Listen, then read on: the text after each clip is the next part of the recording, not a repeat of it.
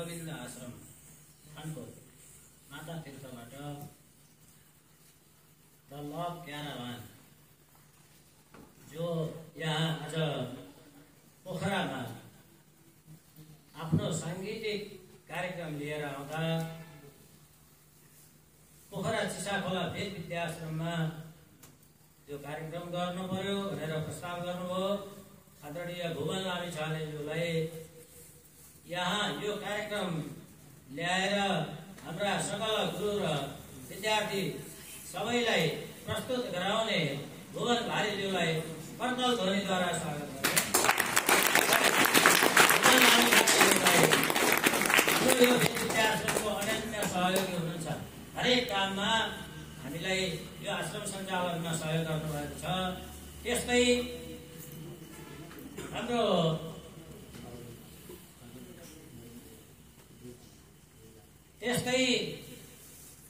हाम्रो रामचन्द्र दास जो अरविन्द आश्रम सञ्चालन गर्ने आदरणीय व्यक्तित्व हुनुहुन्छ। उहाँले त्यो आश्रममा यस्ता होनहार प्रतिभाहरूलाई ज्ञान र शिक्षा दिनुभएको छ।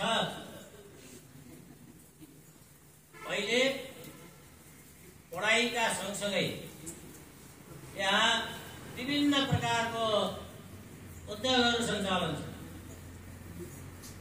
विद्यार्थीद्वारा नै।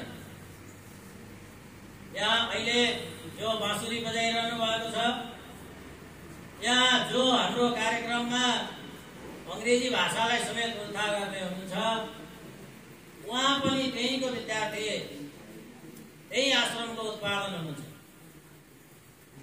मैले सोधिसके, म अहिलेभन्दा धेरै वर्ष अगाडि अरविन्द आश्रम पुग्दा त्यहाँ आफ्नै बारीमा आफ्नै विद्यार्थीद्वारा उत्पादित फलफुलहरू मैले खाएर आएको छु।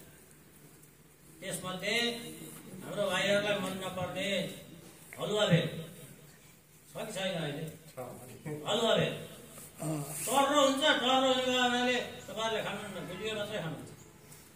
त्यस्तै अर्को आलु बखडा, त्यसलाई के भन्छ?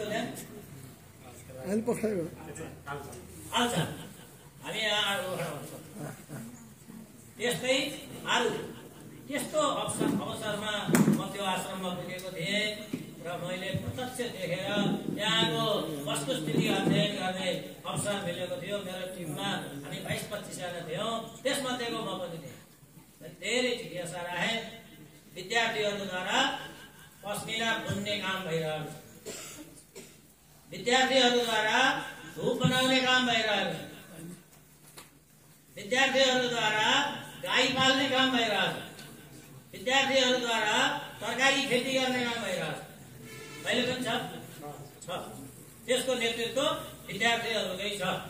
एउटा रामचन्द्रजी यहाँ जति सेवा गरिरहनु भएको छ र व्यवस्थापन हेरिरहनु भएको छ, त्यसको आश्रमबाट आज लभ क्याराभान अरविन्द आश्रमको जुन तत्वावधानमा नेपालमा मात्र होइन विश्वमा शान्ति होस्, सद्भाव होस्, मित्रता बढोस् भनेर संगीतका माध्यमद्वारा प्रचार गर्दै आउनु भएको रहेछ। र त्यो कुरा मलाई जुन हाम्रो भुवन लामिछानेज्यूले सुनाउनु भयो, उहाँ पनि आउनुहुन्छ, रामचन्द्रजी पनि आउनुहुन्छ भनेर मैले सोधेँ।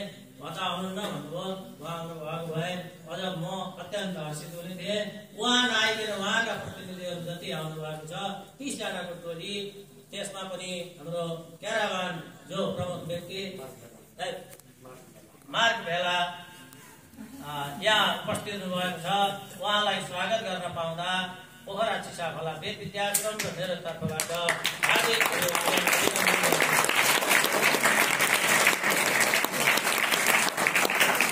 हाम्रो पोखरा चिसाखोला वेद विद्याश्रमको तर्फबाट र म मुच्छेनाथ तिमिल छेना प्रमुख संरक्षकको तर्फबाट रामचन्द्र दासजीलाई यो सन्देश सुनाइदिन पनि म यहाँहरूलाई अनुरोध गर्दछु। उहाँ यहाँ नभए पनि कर्तल ध्वनिद्वारा उहाँलाई स्वागत गर्छु। अब जीवन के रहेछ? हामीले हाम्रो जीवनलाई शान्ति स्थापना गर्न, हाम्रो जीवन निर्वाह गर्न दरदुर गरेर पैसा कमाउनै पर्दो रहेछ।